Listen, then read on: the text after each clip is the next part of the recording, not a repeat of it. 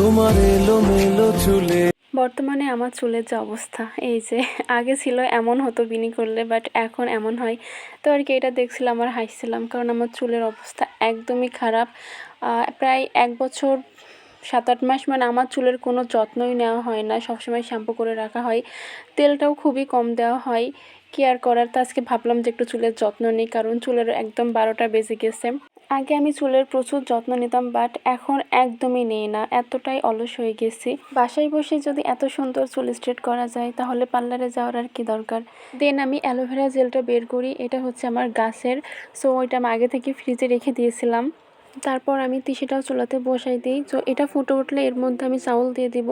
চাউল এটা ফোটার জন্য আমি ওয়েট করছিলাম, তো আর কি যখন ফুটে যায় তখন এর মধ্যে চাউলটা দিয়ে দিই। এটা চাউল দেওয়ার পরে 3 থেকে 4 মিনিট ফুটাতে হবে, তারপর এটা নামিয়ে এর যে পানিটা হবে, সো ওই পানিটা আগে থেকে আমি বার করে নিব। তিসির পানিটা কিন্তু আমরা ফ্রিজে রেখে অনেক দিন ব্যবহার করতে পারবো। আজকে আমার সম্পূর্ণটা লেগে যাবে। এর মধ্যে আমি নারিকেল তেল আর সরিষার তেল মিশিয়ে নিচ্ছি। এটা মিশিয়ে নেওয়ার পরে সুন্দর করে চুলে অ্যাপ্লাই করতে হবে।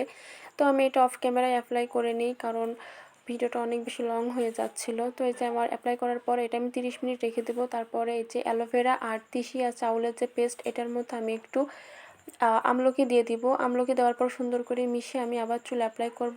চুলে অ্যাপ্লাই করার পরে 1 থেকে 2 ঘন্টা মতো এটা আমি রেখে দিব চুল শুকানো পর্যন্ত, তারপরে শ্যাম্পু করে ফেলবো।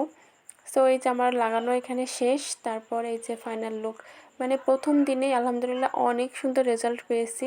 এভাবে যদি সপ্তাহে একবার করে ব্যবহার করা যায়, তাহলে অনেক ভালো ফলাফল পাওয়া যাবে। সো ভিডিওটা এই পর্যন্তই। Thanks for watching. আল্লাহ হাফেজ। তোমার এলোমেলো চুলে আমার সাদা